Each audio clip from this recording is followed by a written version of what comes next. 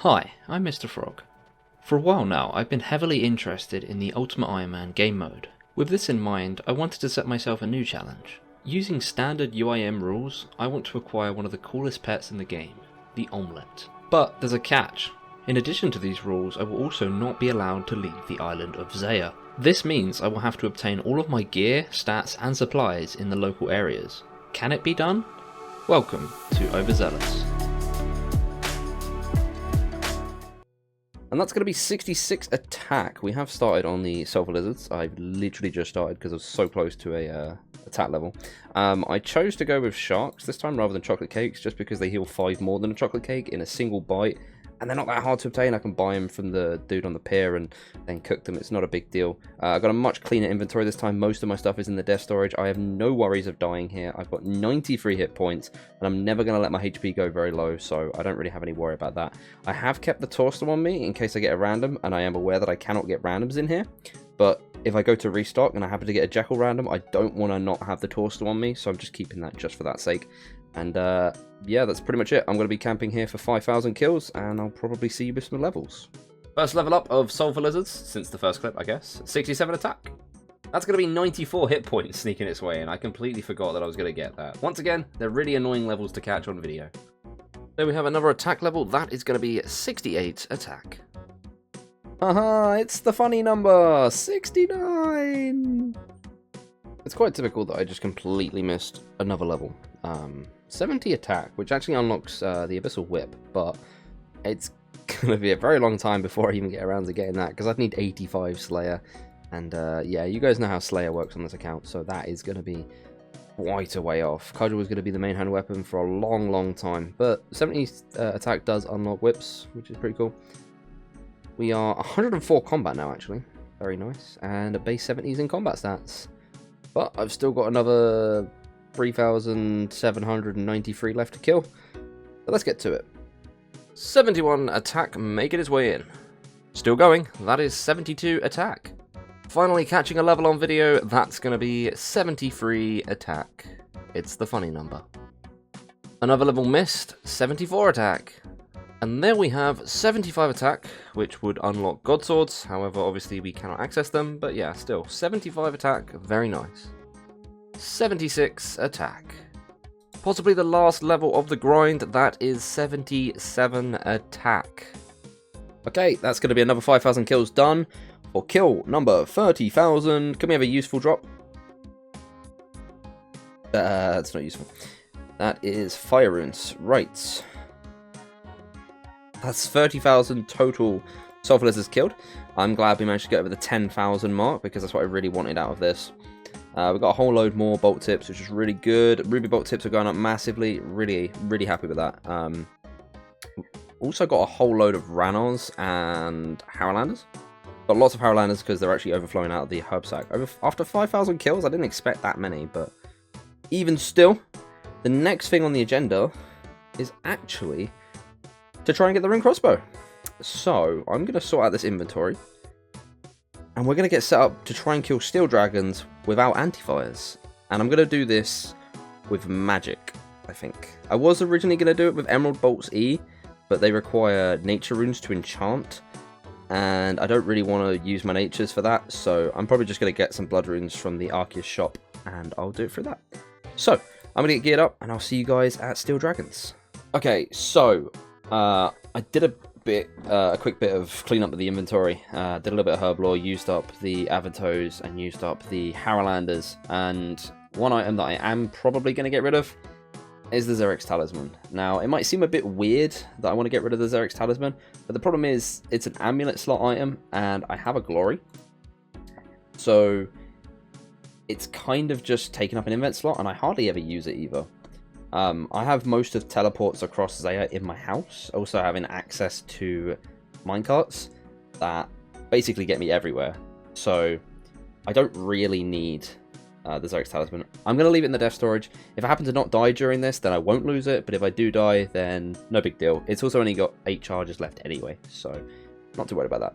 Anyway, we've got ourselves 3 slots. It is time to get equipped up with the items that I need, and we'll be taking down some steel dragons. Alright, scratch that last clip. I just realised that I'm going to death pile, so that Zerek's Talisman is gone. I don't know why I said I was going to keep it, but yeah, no, I'm getting rid of it. If I do really need a new one, I can just go and get one. It's not that difficult. Alright, time to buy some death runes and get ourselves ready for Steel Dragons. Goodbye, precious Zerek's Talisman. Death pile has been made.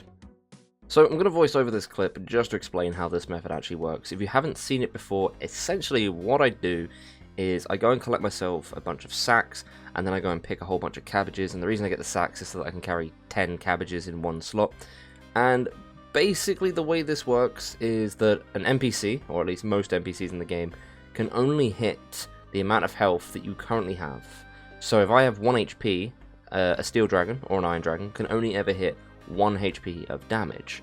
Now, their damage is registered from the moment they launch their attack, so while it's in transit it cannot change. However, if I try and then eat while the attack is in the air, and I go up to 2 HP, they're only going to hit 1. So essentially, I'm going to then be put down to 1 HP. The TLDR of this is that it can't kill me as long as I don't mess up. That is a key point to make there.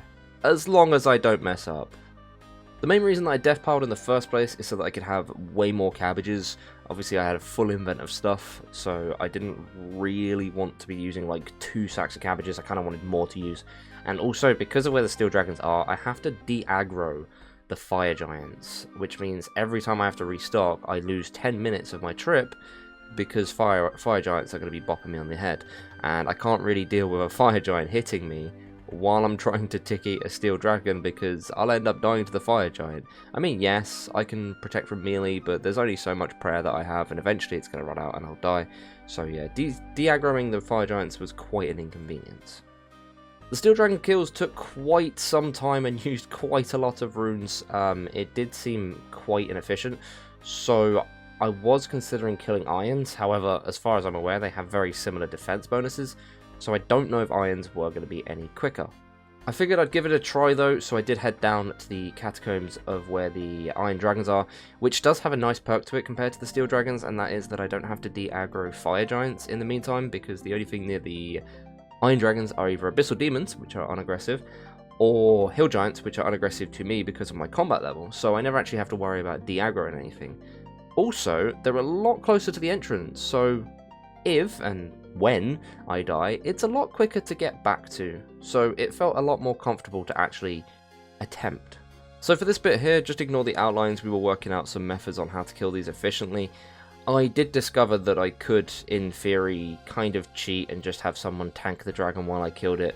And even though I did finish this kill, I just want to establish that if I had got the limbs, I wasn't going to keep them. I felt like this was a very scummy way to do it, and it really defeated the point of being an Iron Man. I just wanted to see if it works, and it does. You can do this, but I opted out of it because I wanted to stay a little bit more true to the Iron Man style. But yeah, there is an option to do that. I just chose not to do it. Alright, so the procedure with the steel dragons and iron dragons didn't go all too well. The bottom line is I have way too much stuff. I'm an Ultimate Iron Man, cannot bank, makes everything more inconvenient. So, I'm going to postpone the limbs just for a bit, and we're going to try and work our way through all the smithing supplies. I kind of need to mine like 2,500 addy to use up all of this coal, which is going to hurt. I'm going to use the oak planks for construction. I want to use up the snake grass seeds in the seed box, and then just get rid of the rest. I'm just going to plant them across Zeah, and then I can put the dwarfweed seeds in there. I'm probably going to end up getting rid of the herb sack. As useful as it was for the sulphur lizards, I've realised I don't actually need it for the method that I was originally talking about, which also leads me to the next point. I could probably just clean the ranars wherever they are, because the method I was thinking about before doesn't even need to be done, because I figured out that you can do a weird method with death storage, which effectively allows you to take out singular items when they're in a stack. I don't know if that makes any sense. I'll get to it when I actually get to it, but the point is I don't need the herb sack anymore. So, for now, I'm going to kill myself once again. And then I'm probably going to do construction first, and then work on the smithing after that. So, yeah, once again, we're dying. I wonder how much money I paid to Hespori, or paid to Arno, while doing this. Must be quite a bit. Right, so I cut out a lot of the boring stuff, but I did just finish smithing 8,920 mithril bolts. Unfortunately, we didn't quite get 72 smithing. We still need 10,856 XP, which means I can't actually make adamant bolts just yet. But I will get around to doing that at some point later on off camera. We've still got 18,000 coal left, so we've got loads here to make bolts with. I was trying to do some farming in the meantime. As you can see, I got some Avanto seeds, mainly because the Avantos and the Harrowlanders, which I have loads of seeds of, are purely used for Herblore XP, and I do want to kind of buff this level up a little bit so I can get through some of the herbs that I'm not going to be using for supplies, and I just want them for XP. For example, Lanzadimes, it'd be really nice if I could go ahead and use them, because I'm never going to use magic potions realistically. They're not exactly viable to carry around. Onwards from that, I am going to need to go get myself some mithril limbs because I forgot to make them with one of the bars from these, which sucks, but it's fine. It's only one mithril bar. And then I'm going to make myself a mithril crossbow, and we're going to go with the emerald bolts idea that I originally had to kill dragons. I did abandon it because I thought that I could mage them instead, but mage was taking a very long time, and I'd go through maybe like 50 cabbages per kill. And I think if I go for the emerald bolts E method, it might be a little bit better for my sanity, given that I don't have a lot of invent space, and as you'd have seen, the previous kills that I did with killing with magic, I had to death pile twice, and it's just a lot of stress and effort. If I do it this way, I might not have to death pile at all, which means even though it might take longer per kill, it's a lot less effort and stress to set up the kills. So, with all that said, gonna sort out my invent, gonna get everything prepped and ready, probably do a quick bit of farming, and then we should get ourselves a crossbow, and we'll head back to Iron Dragons, and we should be grinding this out until we get the Runite limbs, unless it takes an astronomically long time, which, given the way the cudgel went, is entirely possible. But yeah, I'll see you guys at Iron Dragons. 82 fletching, because why not? Mithril crossbow obtained. So, we set up the first dragon. He is actually poisoned. Managed to get the hit on the second try, I think it was. But basically, we just wait for the health to tick down, and then I'll repoison when he gets a bit lower. This is going to be a very slow method of killing them, but it does mean I don't have to kill myself repeatedly. Alright, just hit a 3 with the poison. Time to repoison. Or miss, that works too.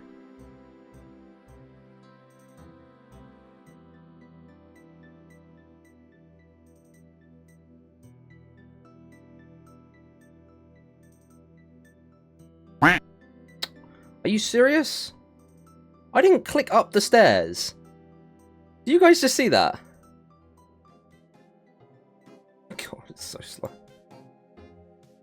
If I got a visage, I'd be so annoyed.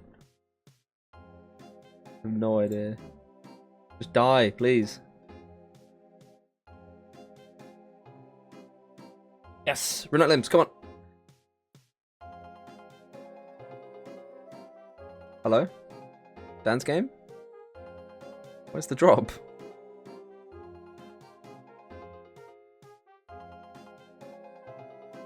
The heck is that?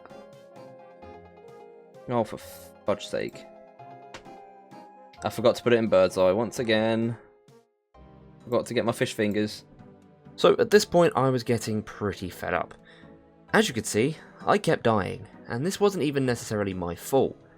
The reason this happened is because the way the tiles work in the catacombs is very finicky, and if you click in slightly the wrong position, it's going to put you in a completely different tile.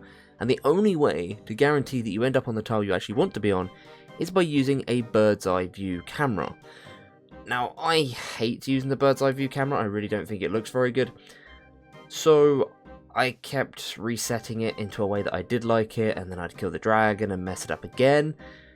I didn't really want to have to do this with a bird's eye view camera, so what I actually ended up doing was running down to the southern side of the Iron Dragons and using that safe spot instead. I don't know why I didn't do this originally. I think I just got sidetracked by a method that we were trying to set up earlier on, and I had my mind set on that was the only spot that I could use, but the southern safe spot was a lot better. Don't worry though, I still died there as well, and this one was definitely my fault. With all of that set up though, here are a few of the dragon kills I managed to get, which I'm going to have to voice over because the commentary I had while doing it was pretty bad. I was concentrating a lot and it was on a live stream. But yeah, enjoy the few kills that I managed to get, and we'll be hunting this Rune Crossbow into the next episode. Hopefully, we can get it pretty soon.